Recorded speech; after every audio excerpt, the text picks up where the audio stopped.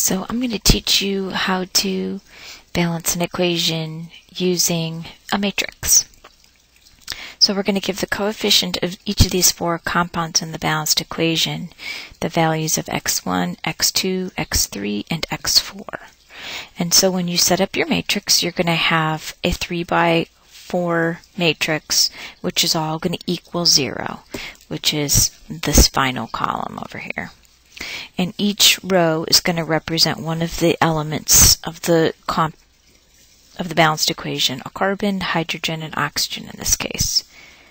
So the first compound has 5 carbons, so the 5 carbons belongs in the first row. And then there's nothing in the second, no carbons in the second compound. There's a 1 carbon in the third compound, but it's on the product side, so we need to keep a negative there. And then the last element, water, does not have any carbons. Then you go to hydrogens, and there's 12 hydrogens, 0, 0, and a -2 because the water's on the product side. The final one is the oxygen, so there's 1 for the first compound, 2 for the second one, a -2 and a -1 because they're on the product side. So remember, we're going to make a matrix, and we're going to need it to become the unity matrix, which will look like this, where we've got 1s in the diagonal, 0s in the other spots, and then we're going to have some sort of value in this fourth column. So what I like to do is to start by putting the maximum number of zeros into the first column, especially if this, like this one where it's got 2 zeros next to the 12. So I'm going to divide by 12 and divide this second row by 12 and put it up into the first row. So when I do that, I'll divide by 12 and I'll get 1, 0, 0, and a -2 over 12. And then my second row now used to be my first row. It's 5, 0, -1, 0. And my final row is 1, 2, -2, -1. So I'm going to think about how I can start to work on either the second row or the third row to make them a series of zeros.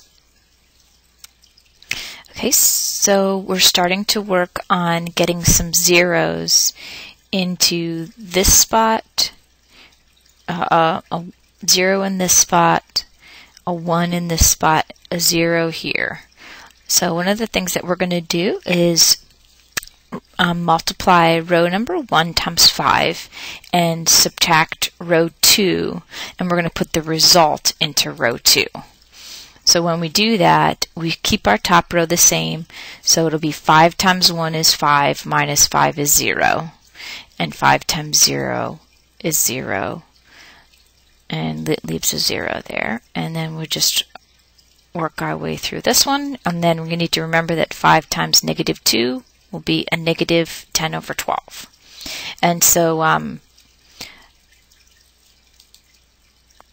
now we want to get this one as a positive 1. And then we're going to put this into the bottom row so that we'll have 2 zeros and a positive 1 into the third row. So we're going to get this matrix. So we just multiplied this 1 times a -1 and moved it to the bottom. So you can see right now we're done with this top row and we're done with the bottom row. And so this middle row is going to be the one that's more challenging.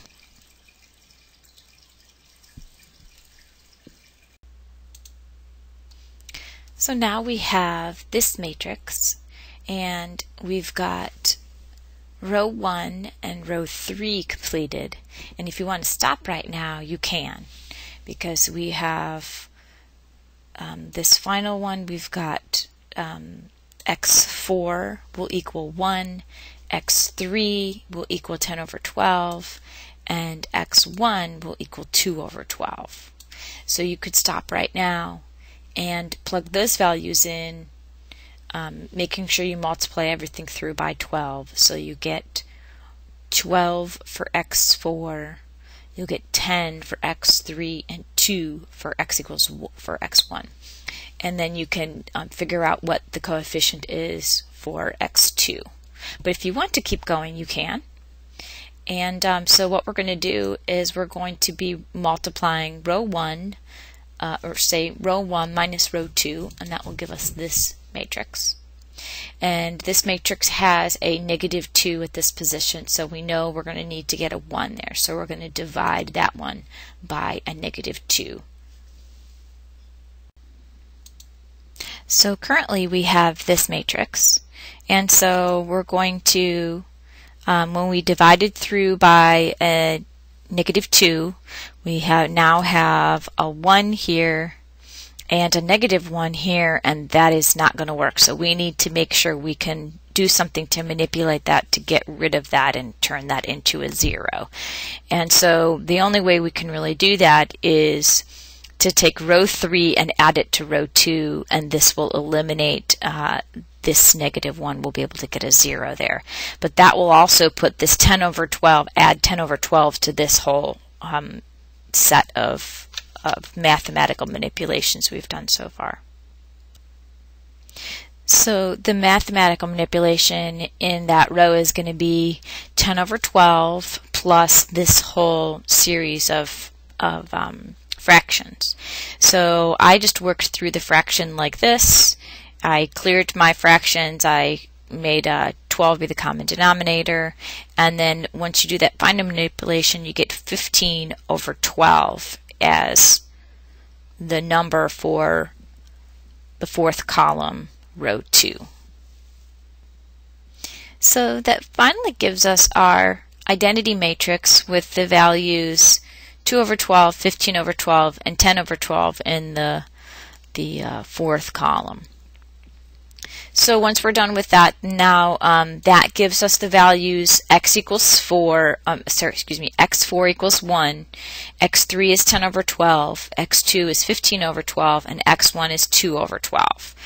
And if you multiply through by 12, that will give us the coefficients of 2, 15, 10, and 12 as the coefficients of our balanced equation.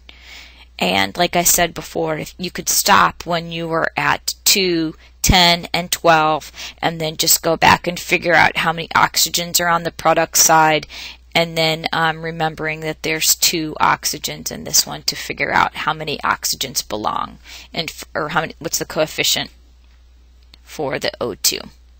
So I'm going to be making another video about how to use a matrix to balance a redox reaction.